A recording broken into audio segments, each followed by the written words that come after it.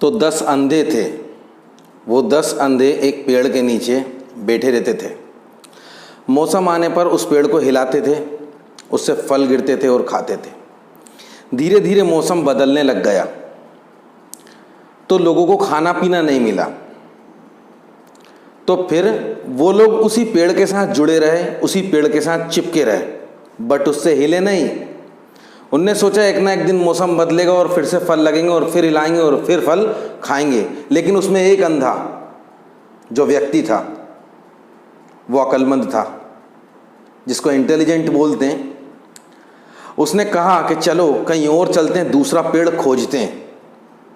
बाकी के 9 अंधे कहते हैं कि नहीं, हम इसी पेड़ के नीचे रहेंगे, क्योंकि बाहर जाएंगे तो हो सकता है शेर, भालू, चीते इत्यादि जानवर हमको खा जाएं। आप समझ रहे हो? तो क्यों रिस्क लें? हो सकता है झील, झरने, पहाड़ में बह जाएं, गिर जाएं, हो सकता है हमारी जान चली जाए। तो बेटर देन यही है कि इस पेड़ के नीचे बैठे रहें और इंतजार करें फलों का। लेकिन वो जो एक अंधा व्यक्ति था उसने दिमाग लगाया कि हो सकता है इस पेड़ पर कभी लाइफ में फल लगे ही नहीं, तो तब क्या करेंगे?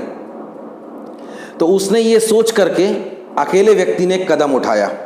उसने सोचा जाने दो, बाकी सबसे पूछा कि तुम मेरे साथ चलोगे, तुम मेरे साथ चलोगे, तुम मेरे साथ चलोगे।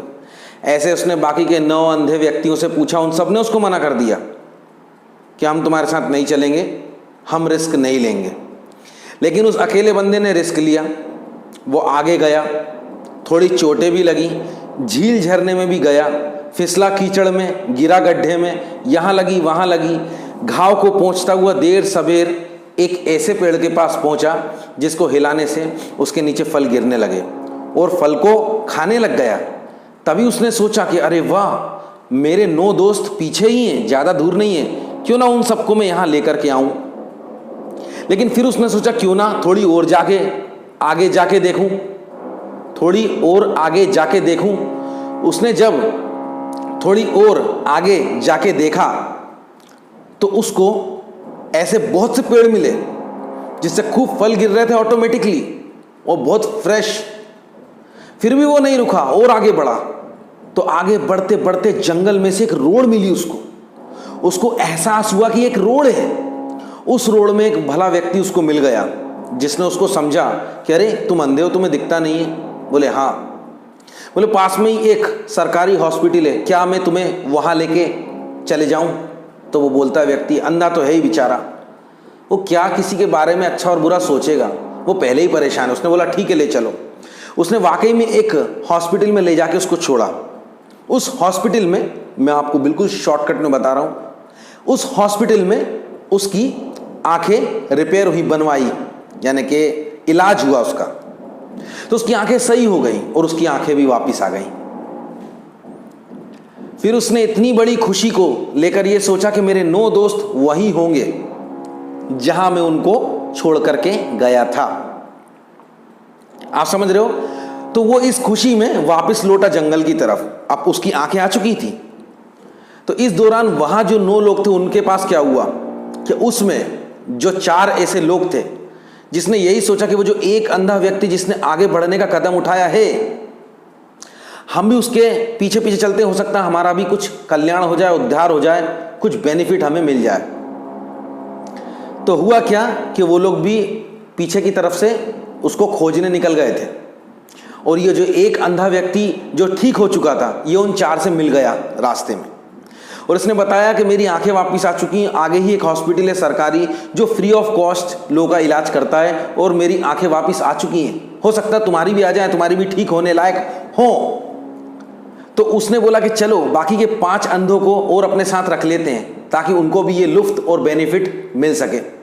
लेकिन जब वो उस पेड़ के पास गए तो वो 5 को शेर, चीते, भालू खा चुके थे।